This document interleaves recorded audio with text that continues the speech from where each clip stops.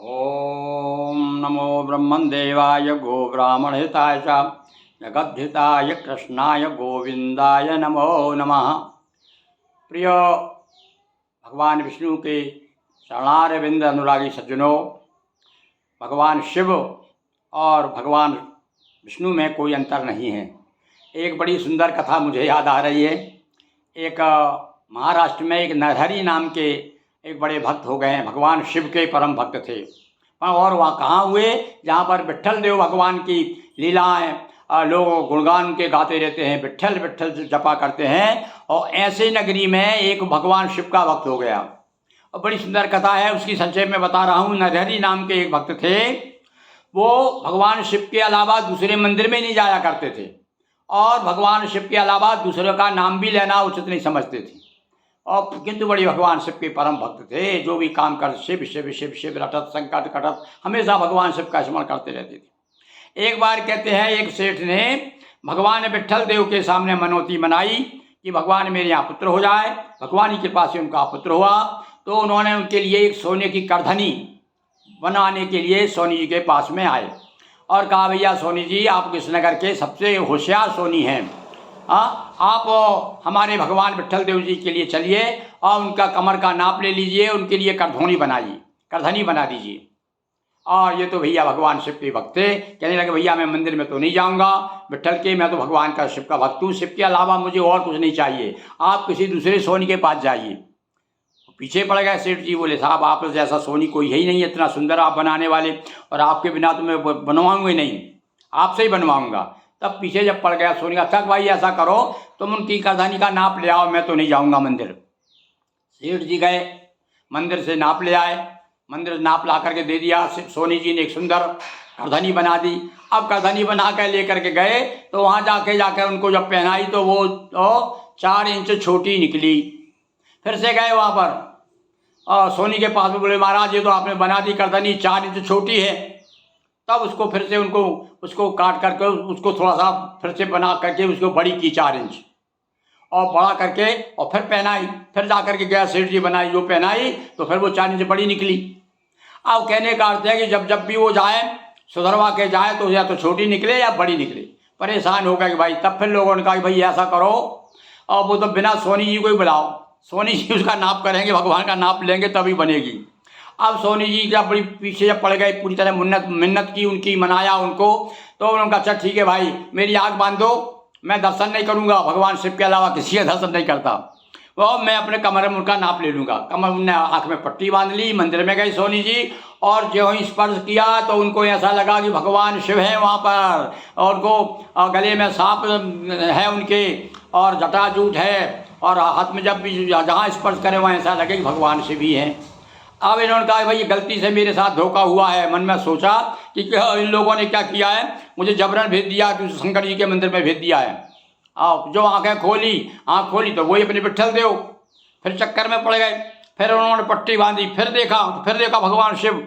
तो कहने का अर्थ हुआ, तब इनकी आंखें खुली। गए भैया, चाहे विट्ठल कहो चाहे शिव कहो, सब लोग एक ही हैं। तो भगवान विष्णु के जो उपासक हैं वो भी भगवान शिव में भेद ना करें, और शिव के जो उपासक हैं वो भगवान विष्णु में भेद ना करें। हम तो अलग से उनकी कथाएं कह करके भक्त जनों के लिए उनकी तरफ आकर्षित कर रहे हैं। चलिए, विष्णु पुराण की आज की कथा, आज जो है सप्त ऋषियों की संतान है, 9वां दिवस है आज, पुरुषोत्तम मास का 9वां दिवस।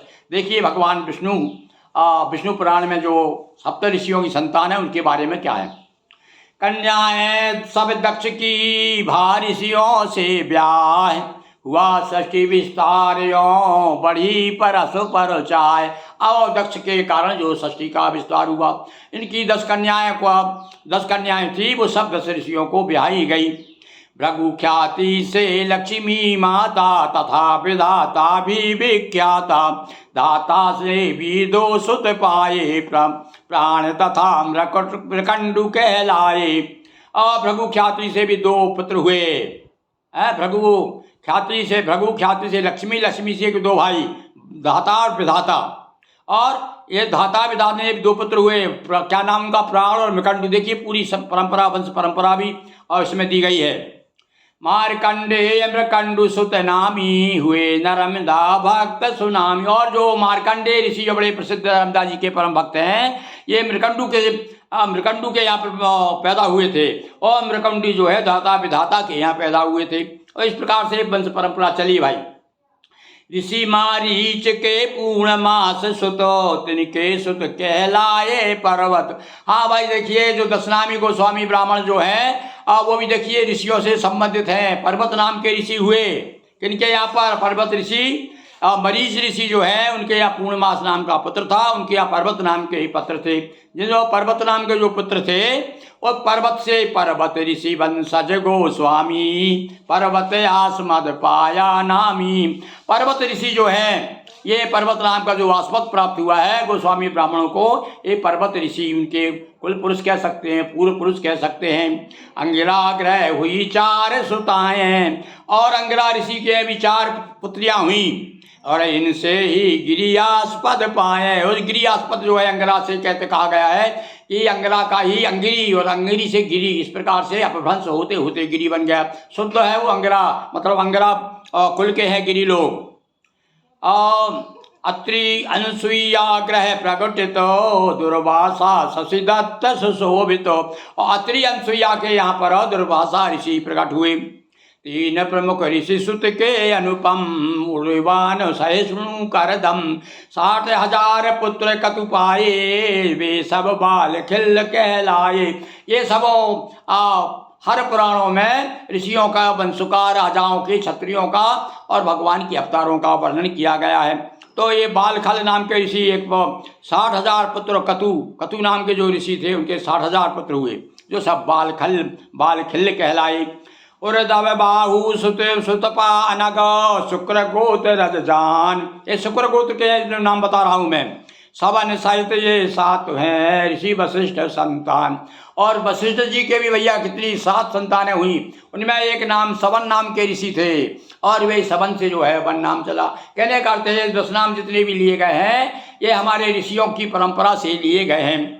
पर्वत से पर्वत हुआ, और अंगिरा से गिरि नाम, तथा सवन से वन हुआ गोस्वामी 10 नाम। ये अनेक अन्य पुराणों से हमने जो है ये जानकारी प्राप्त करके इसमें उल्लेख किया है। बोलिए उमापति महादेव की जय, लक्ष्मी नारायण भगवान की जय। हर हर महादेव शंभो।